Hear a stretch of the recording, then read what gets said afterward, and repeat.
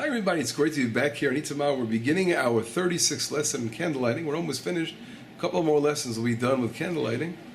And the best way to, of course, the laws of Shabbat, as you can see, are very, very detailed, and they could be dry sometimes. You know, you have to but you have to always know when to ask a question. So it's very important to go over the laws, and then you know when you have to ask a question. Sometimes you just know, wait a second.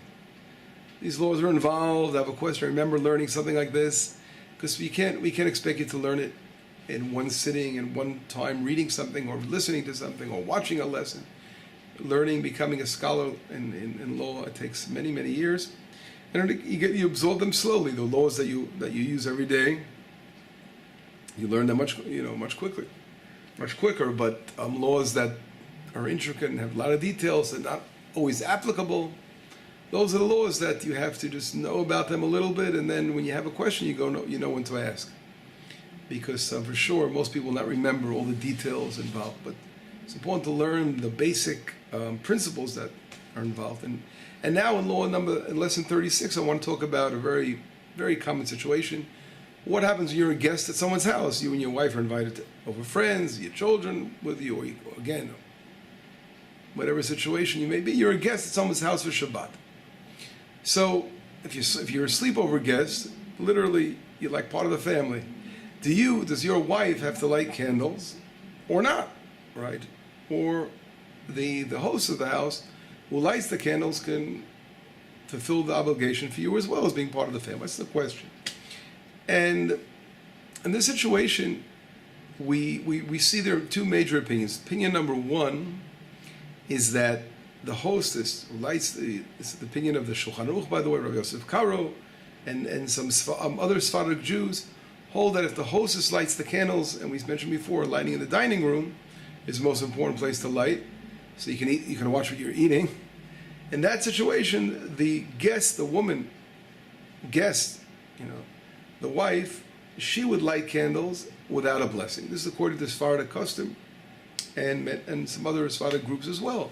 Ashkenazic Jews have a custom that, although the hostess is making a blessing, it's not in vain if you make a blessing as well. And so the woman guest, she can also bless for her family, and she's adding an additional light to the house and additional honor to the Shabbat, so she can bless as well. And that's, again, the two opinions.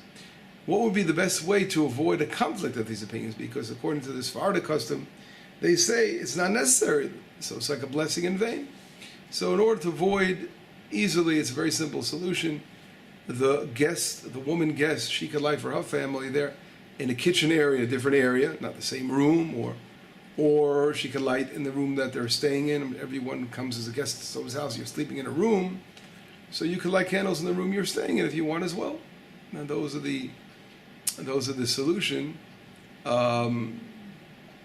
The solutions to avoid the problem. Okay, so here in summary, we see that a person is a guest at someone's house. The woman can light candles, can bless over the candles. It's according to all opinions. But if she's lighting in one area, then we're running into a difference of opinions where we mentioned certain Sephardic Jews would not bless in that instance. Because sometimes, again, there's no other place to light. People don't like when you're lighting candles in other rooms, God forbid, they're worried about fires.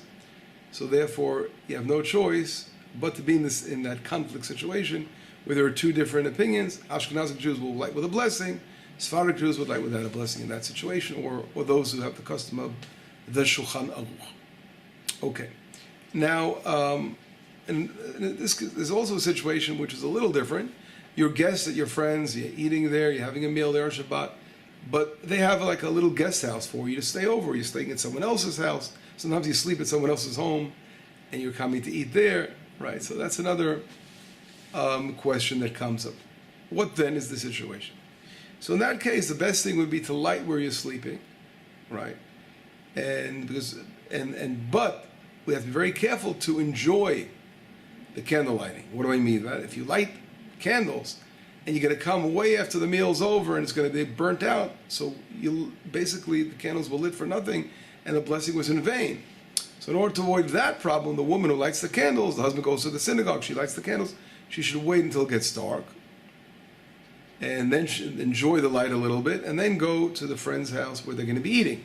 Or another possibility, if she wants to go to the synagogue, to use long candles, right, that burn for many hours, so the time you get back after the meal and having all the fun talking and chatting, you'll get back to the house and the candles will still be lit, and you'll be able to enjoy them.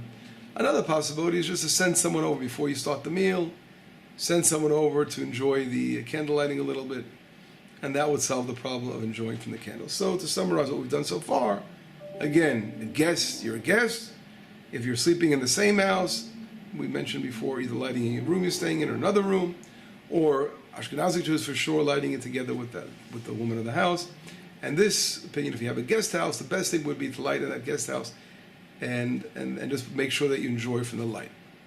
Now, a similar situation is a hotel situation. If you're guests in a hotel, what's the story over here? We know that most hotels don't enjoy someone lighting candles. You're going to set off the smoke alarm. They don't like lighting candles. You're not allowed to light a fire inside the rooms. So they usually set up a nice table with a lot of candles on it. In the dining room, everyone lights candles. But the question is the same question. Is everyone allowed to bless? Someone already lit the candles there. You have light in the room. So here, again, we're running into a different of customs. Ashkenazic Jews have a custom that everyone blesses, so the women can definitely bless. Sephardic Jews, on the other hand, should those that go by the Shulchan Aruch, many have a custom of not blessing in this situation.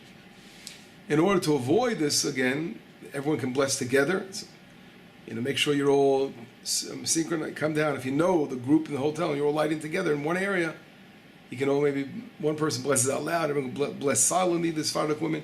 Or the best solution would be is before lighting in the rooms, but they don't let you. So what do?